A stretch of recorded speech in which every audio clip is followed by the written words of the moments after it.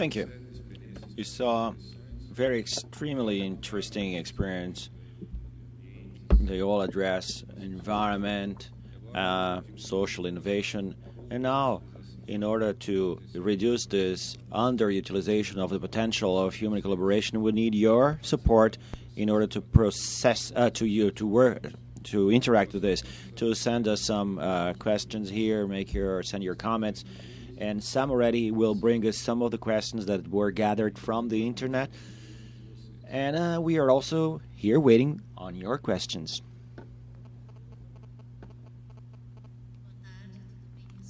Good afternoon, how are you? Yes, we really do. Well, thanks of all. Everyone loves you, Augusta. I can say that on behalf of everyone, can't I? If you allow, I had a lot of criticism in my professional life because I liked people and I always willing to help, and they always told me you're too motherly. And today, for me, it's a compliment. And I have a group in São Paulo. They created a community. Is the offspring of Gota, the sons and daughters of Gota. And actually, it sounds in Portuguese. It sounds a little bit like the son of so filhos da Guta. And but I don't mind the pun, she says. Well, congratulations anyway, Guta. We have the first question here is for Renato. Daiane from Leave the Green, Vivo Verde, it's a blog. And she lives in Tocantins, in the northern part of Brazil. Very different region from ours. Knowing of the drought and the lack of food in the Northeast, is there any work that is already started there? And whether there is, how is the political issue? Because she sees the political thing as one of the worst things to solve the drought. And she is a forest engineer. Well, we are going there now. We are opening an office in Recife, in the Northeast. We are hiring people. So whoever is online from the region, you can apply. And this is because we believe that in the Northeast we have a very interesting space for creating those new models for business. And we received up to 300 to 400 applications in our acceleration processes. I can say that about 20% come from the Northeast, but unfortunately there is nothing that have to do with drought or lack of food. Most of them have to do with health, technology geared towards health, or other technologies that is mostly being developed around the state of Pernambuco. But unfortunately, I would not know how to answer these questions regarding the drought in the Northeast, but obviously the Northeast part of Brazil is a very interesting place for our platform. May I suggest something? May I interrupt? Because there is a participation from an example from Santa Catarina. In Northeast, there was something that was developed by Federal University of Santa Catarina in partnership with the Paraíba Federal University in the interior, very far out inside Paraíba, in which they used knowledge to train people to extract through artesian wells brackish water, and to use this brackish water to produce specific algae that are used in the pharmaceutical industry. And the residues generated by this process was made into fish food for fish tanks. And the next and the very process of producing the algae ends up cleaning the water. So they feed the fish, they create algae, and they clean the water, and that has been incorporated by the community. And so it proves that it is possible to live under certain management, of course, to get this knowledge and transform it into results. Well, if I still have time, I just remembered we have an aphorism there that companies want to do everything, and if you let them, they will start doing everything but without any focus. So our job is to give them some focus, some discipline. And our aphorism is, if they're we have to innovate. It's nice, but if something already exists, let's copy in the beginning. And in the process of copying, when you are redoing something that already exists, then you will start finding out that you will need to implement a few modifications, and then the innovation process kicks in. So in this specific case, we work with businesses all around the world, and there is a project in Kenya that works exactly with drought. And Kenya is very similar to the Northeast, Brazilian Northeast. It's not a lack of water, but the water is very is apart from the bodies is not well distributed. So what they did was a very simple technological solution, which is a pump that works under human traction. Is actually a pedal. People start paddling for a few minutes in the morning and in the evening when it's time for watering the plants. And the technology of this technology as a business in Kenya increased 300%. It's called a super money maker pump, and the company is called Kickstart. And it generated wealth, and this wealth that has been generated for the producers that buy them is already representing 0.6% of Kenya's GDP. So that also means that we can use other innovations that were launched elsewhere in the world and implement them here as well. Okay, I'll ask people to send questions directly to you by Twitter, right? Can send them Renato Kiyama all together. So we'll publish later on the social good Twitter the right address. So I'll follow an order here. I have two questions for Renata. The first question is from Anderson from Movebla, which is a blog geared towards mobile work. And she asked, how does the hub do to unite people from the different hubs in the world in Brazil? And then I'll already asking the second comes from Guilherme, and he's from Curitiba, and he noticed that you must be from Rio. And he asked, how does a hub work in such a conservative society as Curitiba? First question, how does people get connected? We have a internal virtual platform which is called HubNet. And when you are a member of the hub, you get a profile on this platform. It's very similar to Facebook in its format, but the name of the platform is National Field. That's what you use. That's the underlying platform. It's for professional exchange, and the groups that we house there are also related to your own interests. So you're not going to post what you've done today, whether you're hungry, and pictures of a party you went to. The idea is to exchange ideas to subjects related to your activity, your profession. So people go there, and after there is national, global meetings, and they are focused around the hosts, people that work within the hubs. So members are not yet participating in these encounters, but we want to make some vacancies available for members so that they can understand better how we think the strategy, the hub strategy, how it all works inside, so that we can accelerate this process. As the question regarding Curitiba, when we thought of taking this hub to Curitiba, that was one of our concerns as well. I'm really from Rio. Jessica, who is the other partner, is from Minas Gerais. Laís, the other partner, is from Santa Catarina. And Bruno Volpiak is from Curitiba.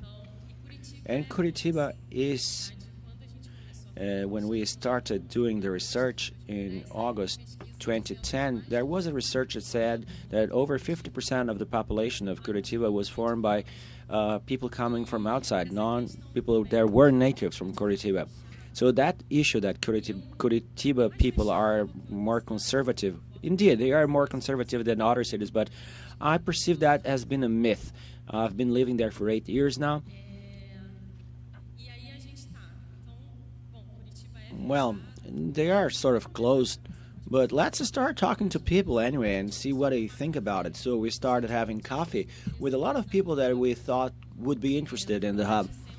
So 150 coffee occasions later, we talked to a series of people, and we had lots of questions to ask them. And one of the questions was, how do you think that people from Curitiba will receive this idea, will approach this? And they answered, all of them said, well, Curitiba is a rather closed city, but not me. I'm open. I want to exchange ideas. And that was the same with over 150. So we realized that it was actually a myth, because everyone we talked to think that the other person are conservative and closed, but they are not themselves. So who are the other people? Well, I'm from Paraná.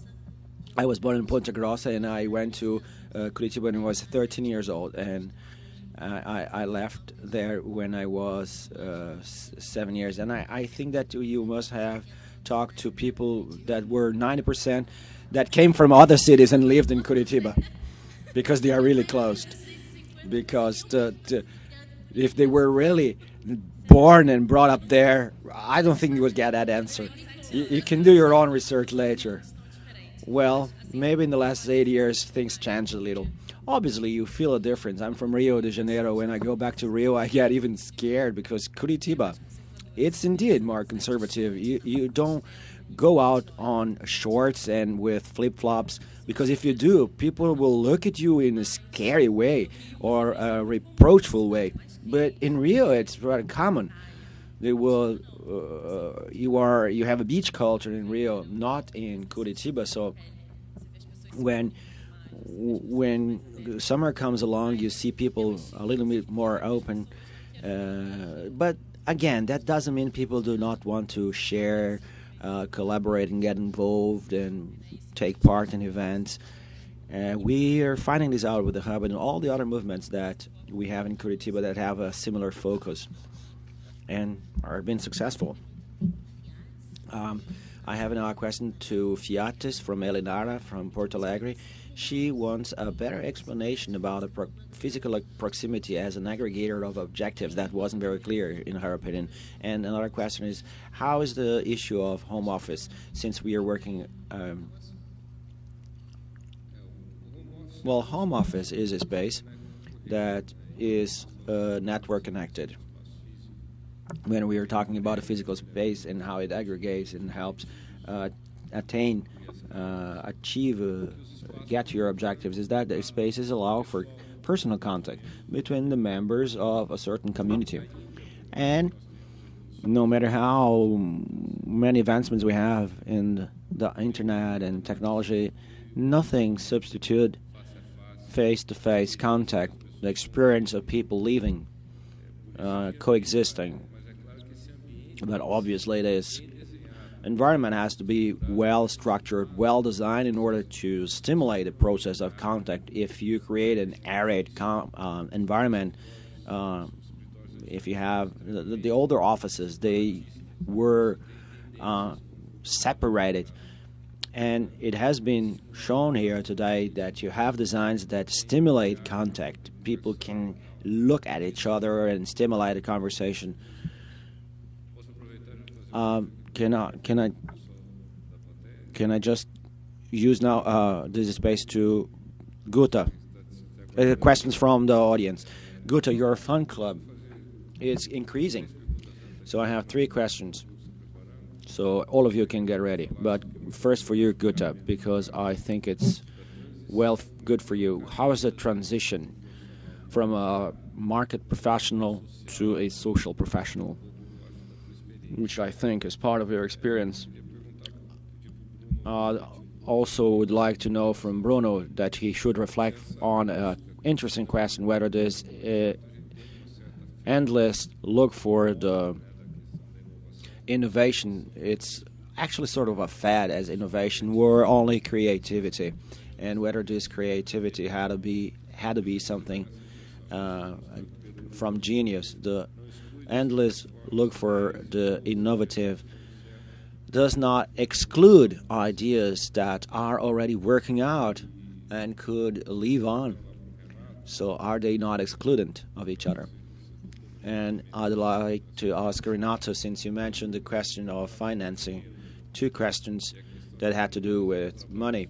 How to do a relevant social work that is remunerated, how you do that, and the other one that goes in a similar direction, how to organize an informal group that does social work in a community so that it can become sustainable without depending on projects, that is, without generating any dependency. Can we start with you, Augusta? Well, I don't see any separation between a market professional and a social professional. I associate this. We are multi-faced. We occupy different roles every day. We wear different hats. So we cannot say which hat we're going to be wearing today or tomorrow, because in each moment we are facing different things. We are working on different things. I organize events over three simultaneous items that we have to manage. So I like this diversity. I like variety. I associate this role associated with many other roles in my life. I have my professional life. I'm a consultant geared toward innovation. I am part of an enormous project with José Eduardo. Isn't it big, Mister? We go to meeting, review the project, incentivate, motivate people, and there is my social life in which I work as a social worker voluntary, and I take my professional experience to that. I was educated, I was brought up that way to put human beings in the first place, and one of the discoveries that I made after I started studying design thinking and business models, and that is that it brought me a very important response, a very important answer, that when I was a student, when I started working, I repeat, I'm from previous generations and from the previous century, and at that time the machine would prevail and institutional structure were very rigid and human beings had no space. And I now see it great that when we think of design, when we say that it makes only sense if it is for the people. So if we believe that, it's very easy for me because I try to do everything that makes sense. It has to make sense for the other too. I respect from the gardener to the cleaner to the director of a company, because it only will make sense if it is made for the people. So I see no separation. I see increasingly that one side has to give support to the other, because if you are a social he has no pay. Things have to be sustainable, but these projects have to be sustainable, and in social activity it will only have fun if you have a professional there who gives support to it. So it, for me, only makes sense if it makes sense for other people as well.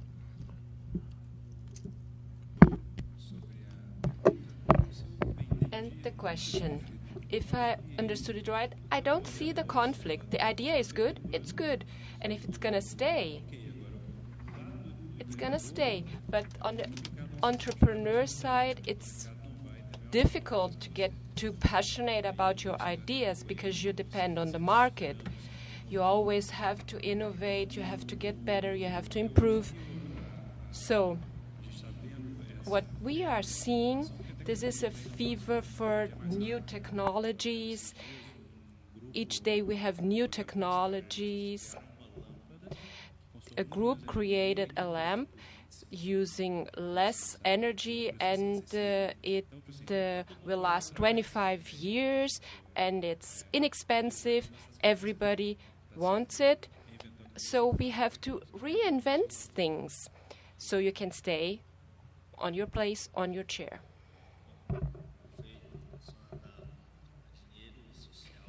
So it's money, and it's social, and it's connected. My message is the following. We never had so much money on the market, money available, money wanting to develop a business, a project. So it has to be economically viable, and it has to have the social aspect. So we have a huge group. It started 5 years ago with 350 people. I went there this year. It's about 2,000 now. For 5 years ago, it was a group of people. This year, Goldman Sachs, JP Morgan were there, investment banks were there, this size. And the projections for 2020, it's a market of impact investment. It's a group of investors. They want to invest, they want return, so it's a good investment with shareholdership and everything, but they want that these projects have a relevant impact on the poorer segments of the community. So 2020, it should be $3 billion. When I saw the projection, I went crazy. Because the big question, the big challenge for these investors is we don't have enough projects to invest. They have the money, but the money doesn't flow because there aren't enough interesting projects. So, obviously, this is their perspective. So the project has to fit to their criteria. So the big question is, if we know how to work, how to deal with this, to develop projects that are more interesting for these investors, we have really an interesting moment in time. We from Artemisia, we negotiate each month with these topics, investments, projects we support. So money, it's not an excuse anymore because it's not the problem. Renato, Curitiba is a recurrent topic. So you said it's a myth that it's a closed city. Maybe you could give an example of an innovation generated in the context of the hub. Well, people, when they come to the hub, they usually have an idea or they already have their business. What the hub does, it helps to make it come through, giving tools, consulting, or establish contact with other people, with the marketing people, so get more innovation. And what also happens frequently, new partnerships flourish. We have one project, or we have people who come more often because we have a shared workspace, so they use it as office, not just for networking. Then we have people from Tribe, where there's also a group, a network. They started this year. And we have James. He's from Bloom Driver. It's a virtual project for the safeguarding of forests. And we have Eduardo. He has another virtual project with the focus of supporting projects. Different projects, but they started working together, seeing each other there.